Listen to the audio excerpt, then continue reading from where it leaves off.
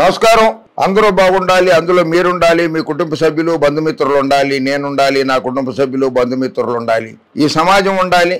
చావుకి రేవుకి కేసులకి ఏమాత్రం భయపడకుండా ధైర్యంగా నిర్భయంగా నగ్న సత్యాలతో మీకు మరిన్ని మంచి వీడియోలు అందిస్తామని వాగ్దానం చేస్తున్న మమ్మల్ని మా యూట్యూబ్ ఛానల్ని మనసారా ఆశీర్వదించండి.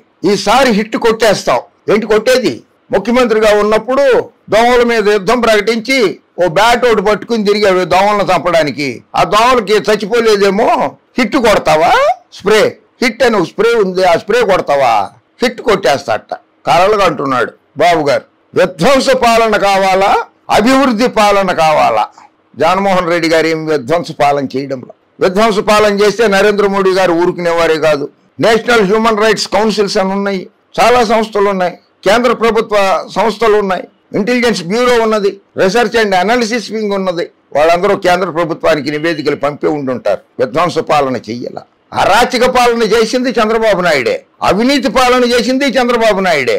అటువంటి అవినీతి పరులతోటి పావలా స్టారు, ప్యాకేజీ స్టారు, గాలి సింగ్ కూడా కలిసి ఉద్యోగులకి సిసిఎస్ ఇస్తాట. సిసిఎస్, సిపిఎస్, సిసిఎస్ ఏంటంటో ఇచ్చేస్తాట. అరే రే, హలో, జగన్మోహన్ రెడ్డి గారైనా మాట్లాడేది? బాబు నేను బాబుని మాట్లాడుతున్నాను. నాకు సీన్ అర్థమైపోయింది జగన్, నాకు సీన్ అర్థమైపోయింది జగన్. ఏం లేదు, నువ్వు అధికారంలోకి వస్తావని, సంక్షేమ పథకాలు అమలు చేస్తావని, పేద ప్రజలకు అండగా నిలుస్తావని, ఆ పేద ప్రజలందరూ నీ వెనకాలే ఉన్నారని నాకు అర్థమైపోయింది జగన్. అందుకనే నేను ఏదో ఆ పువ్వు పార్టీతోటి, ఆ గ్లాస్ పార్టీతోటి పొత్తు పెట్టుకున్నాను జగన్. అయినా సరే పొత్తులు పెట్టుకున్నా సరే నువ్వే అధికారంలోకి వస్తావని అర్థమైపోయింది జగన్. సారీ జగన్, నిన్ను సైకో అన్నాను, రౌడీ అన్నాను, హంతకుడు అన్నాను, ఎన్నో మాటలు అనేశాను జగన్ నిన్ను. జగన్ పక్క జిల్లా వాస్తవుడిగా, నీ కడప జిల్లాకి పక్కనే కదా నా జిల్లా కూడా, ఆ జిల్లా వాస్తవుడి నేను. నన్ను చిన్నబాబుని, ప్యాకేజ్ స్టార్ని క్షమించి వదిలేసి జూన్ 9వ తారీఖు జూన్ 8వ తారీఖు నాడు వైఎస్ జగన్మోహన్ రెడ్డి అనే నేను, ఎదురింటి సందింటి జగన్మోహన్ రెడ్డి అనే నేను అని రెండోసారి ముఖ్యమంత్రిగా ప్రమాణ స్వీకారం చేసిన తర్వాత మా మీద కక్ష తీర్చుకోవద్దు, మేము అన్న మాటలన్నీ మర్చిపో. మోడీ గారు లాంటి వారే మర్చిపోయారు. సంసారం చేయలేనోడు, నరహంతకుడు, దేశద్రోహి అంటే ఆయనే మర్చిపోయాడు. అమిత్ షా గారి మీద రాళ్లు వేయిస్తే ఆ దెబ్బలు తగిలి కూడా ఆయన కూడా మర్చిపోయాడు. కనుక జగన్ నువ్వు కూడా మర్చిపో, మమ్మల్ని క్షమించేసే మా ముగ్గురిని. రాష్ట్ర ప్రజల్ని జాగ్రత్తగా చూసుకో, వాళ్ళకి నువ్వే కరెక్ట్గా సంక్షేమ పథకాలు అందించగలవు, రాష్ట్రాన్ని అభివృద్ధి పరచగలవు. నా పుత్రరత్నం ఒక సన్నాసి, ఎందుకు పనికిరానోడు, తెలుగు భాష సరిగ్గా మాట్లాడలేడు నా కొడుకు. చాలా బాధగా ఉంది, రక్తం మరిగిపోతోంది, కానీ ఏం చేయలేను. అధికారంలోకి వచ్చిన తర్వాత మా మీద ఎటువంటి కక్ష సాధింపు చర్యలు తీసుకోకుండా మా ముగ్గురిని జైలుకు పంపకుండా కాపాడు జగన్ అని బాబు గారు జగన్మోహన్ రెడ్డి గారికి ఫోన్ చేశారట. ఇది విశ్వసనీయ వర్గాల ద్వారా తెలిసింది మాకు, అత్యంత విశ్వసనీయ వర్గాల ద్వారా తెలిసింది. ఈ రకంగా ప్రాధాయపడ్డట బాబు గారు. ఇది అసలు రాజకీయం అంటే. నా అనుభవం, పవర్, మోదీ సంకల్పం, అగ్నికి వాయువు తోడైంది, వైసీపీ కొట్టుకుపోవడం ఖాయం. ఏంటండి? అగ్నికి వాయువు తోడైంది. కొంపలు అంటుకుపోతాయి నాయన. అగ్నికి వాయువు తోడైతే వకీళ్ళు అంటుకుంటే మొత్తం కాలనీ అంతా తగలడిపోతుంది. నీకు తోడు, నువ్వు అగ్నివైతే నీకు గాలి, అదే గాలి సింగ్ గారు ఉన్నాడు కదా, ఆయన తోడయ్యాడు అంటావు. వాళ్ళందరూ తోడైపోయారు అంటే మొత్తం రాష్ట్రాన్ని తగలబెట్టేద్దామనే నీ ఉద్దేశం. అగ్నికి వాయువు తోడైంది, రాష్ట్రాన్ని తగలబెట్టేయడానికి సిద్ధపడిపోయాడండి బాబు గారు. అయ్యా బాబోయ్, తెలుగు ప్రజలారా, ఓటేసే ముందు ఆలోచించండి, దయచేసి ఆలోచించండి. అగ్నికి వాయువు తోడైపోయిందిట అంటే ఎన్నేళ్లు తగలబడతాయి, రాష్ట్రం అంతా తగలడిపోతుంది మీరు కనుక బాబు గారికి ఓటేస్తే. ఆయన అంటున్నాడు, నేనేమంటలా, చూసుకోండి.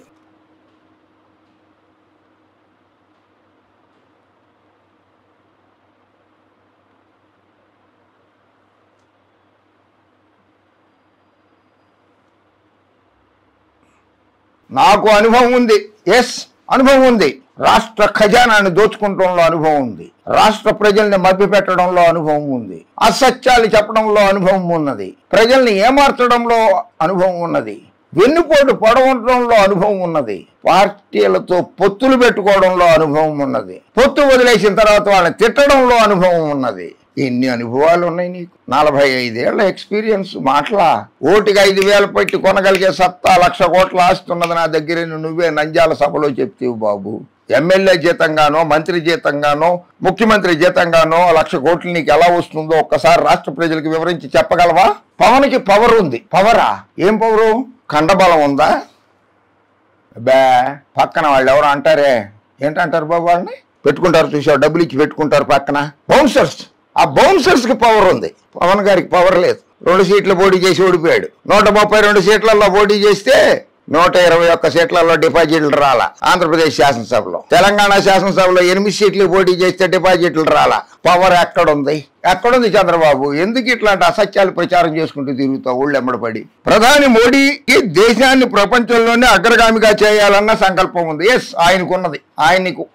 ఆయన్ని కూడా నువ్వు ఎన్ని మాటలు అన్నావు ఒకసారి గుర్తు తెచ్చుకో. నువ్వే కాదు, మీ బావమరిది వియ్యంకుడు గారు కూడా అన్నాడు, ఆంధ్ర మే కదం రకేతో మార్కే భగాదెంగా అన్నాడు. అది కూడా గుర్తు తెచ్చుకో. ప్రధాని సంకల్పాన్ని ఎవరు తప్పు పట్టడంలా.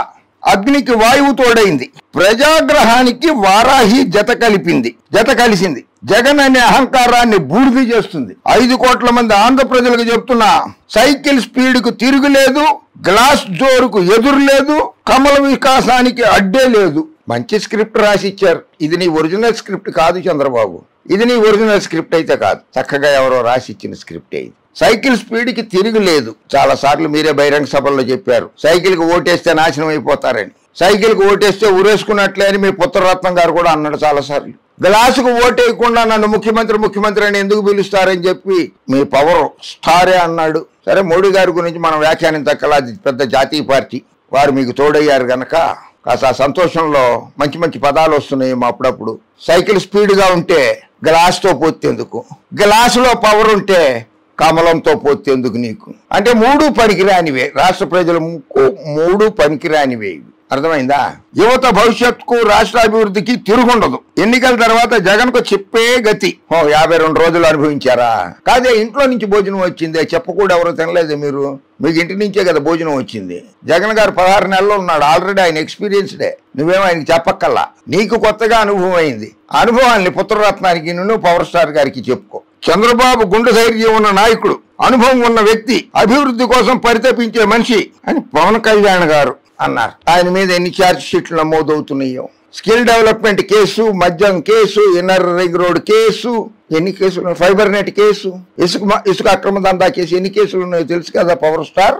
అది 5 సంవత్సరాలలో రాష్ట్ర సచివాలయానికి పక్కా బిల్డింగ్ కట్టించలేకపోయినటువంటి వ్యక్తి నారా చంద్రబాబు నాయుడు. అమరావతి అని చెప్పి ఒక భ్రమరావతిని అన్ని గ్రాఫిక్స్ చూపించేసి ప్రజల్ని దగాపరిచిన వ్యక్తి. ఓకే, ఆ హిట్ ఏదో దోమలకు కొట్టుకోండి, మీరు హిట్ కొట్టలేరు, ఫట్ అయిపోతారు. ఓకే, ప్రజల్ని మభ్యపెట్టడం మానేయండి, అసత్యాలు ప్రచారం చేయడం మానేయండి. జగన్ మంచి యువకుడు, సంక్షేమ పథకాలు అమలు చేశాడు, రాష్ట్ర అభివృద్ధి కోసం పరితపిస్తున్నాడు. మంచి సలహాలు సూచనలు ఇవ్వండి, ఇద్దరు కలిసి, ముగ్గురు కలిసి కూడా. రాష్ట్ర అధ్యక్షురాలు పురంధరేశ్వర అమ్మ, బాబు గారు, పవర్ స్టార్ గారు అందరూ కలిసి మంచి సలహాలు ఇవ్వండి జగన్మోహన్ రెడ్డి. అంతేగాని అసత్య ప్రచారాలు చేయకండి.